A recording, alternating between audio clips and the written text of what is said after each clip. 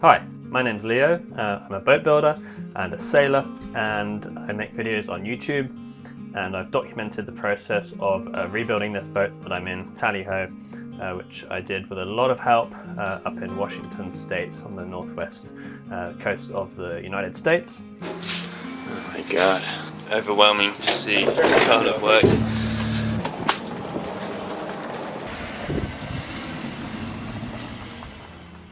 We're now on the way back from that area of the world towards the UK. So we're in Mexico right now and heading towards the Panama Canal, and then we're hoping to get back for the 2027 Fastnet Race, because this boat won that race in 1927.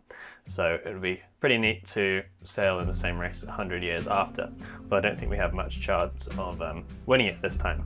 So I've known the owners of Halcyon Yachts for many years, and in fact I used to work for them as a delivery skipper back well over a decade ago, and they asked me to record a little video with some thoughts about what it's like to live on board Tally-Ho. And when I was working for them and getting to know them, I was living on board a folk boat, so it was a little bit different. That was a 25-foot boat that I also rebuilt that one and then sailed it to the Caribbean amongst other places. Great boat, but very, very small, very minimal in terms of systems or any kind of luxuries or creature comforts on board, but I'm sure many of you know folk boats are fantastic sailing boats. So it was a great boat to be in, had no engine, no GPS, nothing like that. But this boat is a bit different. It's much bigger for a start, and it's got a lot more technology and systems hidden underneath the kind of classic looking interior.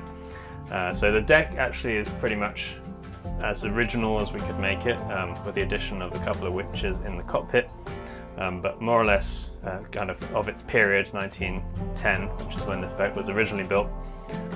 Down below I've made quite a lot of changes.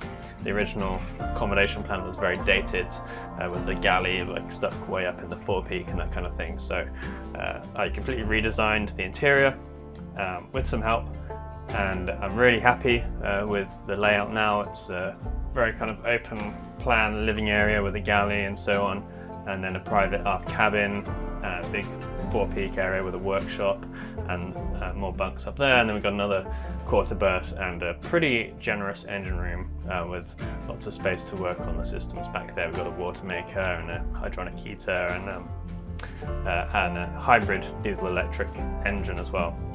So we've got quite a power heavy boat in some ways. We generate a lot of electricity. We can use quite a lot as well with the hybrid, and also we've got induction electric cooking on the boat, and also because of my work on YouTube I have a lot of cameras that I need to charge and use my laptop a lot and that kind of thing. So it's good to have power.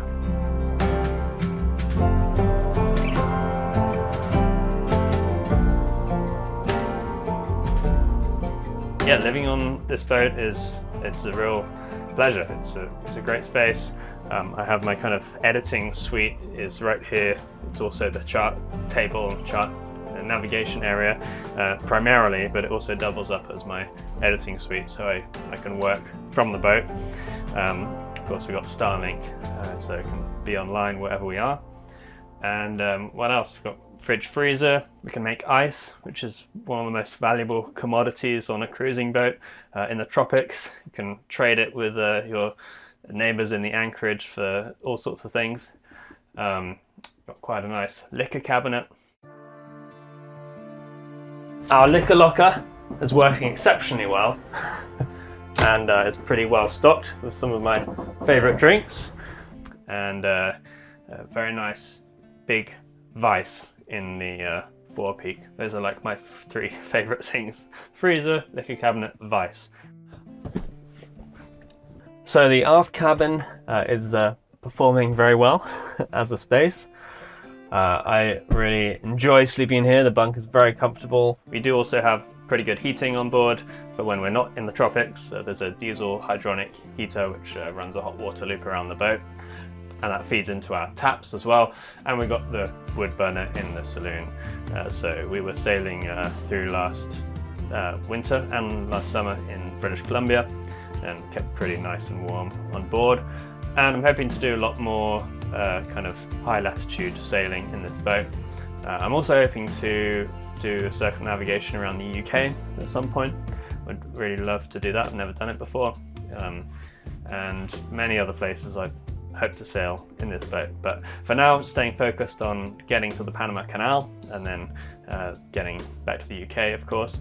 I'm not exactly sure which route we're going to take, but we are filming all of our adventures. We put videos up every couple of weeks on YouTube, and we meet all sorts of interesting people along the way. And of course, sailing this boat is quite an operation. It's a very heavy, traditional rig. It takes a lot of effort to sail it.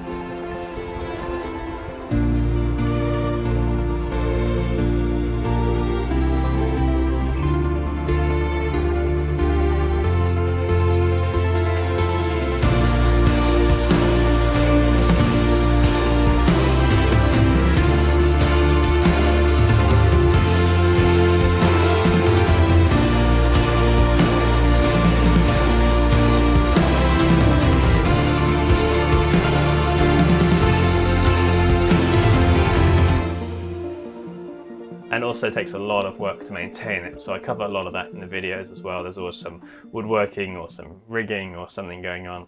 So a lot of traditional skills, some of which I know already, some of which I'm learning for the first time, but all of which I'm happy to document and to share with the world. And then hopefully, one day I'll be building wooden boats again. But for now, the emphasis is on the sailing journey. But we do have 7 years of videos from rebuilding this boat as well online, which is how long it took to rebuild this boat from the keel up, replacing pretty much every part. But anyway, I'd like to say thanks to Halcyon Yachts for getting me started in the yacht delivery world many years ago. And they also are making great YouTube videos, and I appreciate them sharing this, and maybe one day I'll be doing some more yacht deliveries with them, who knows.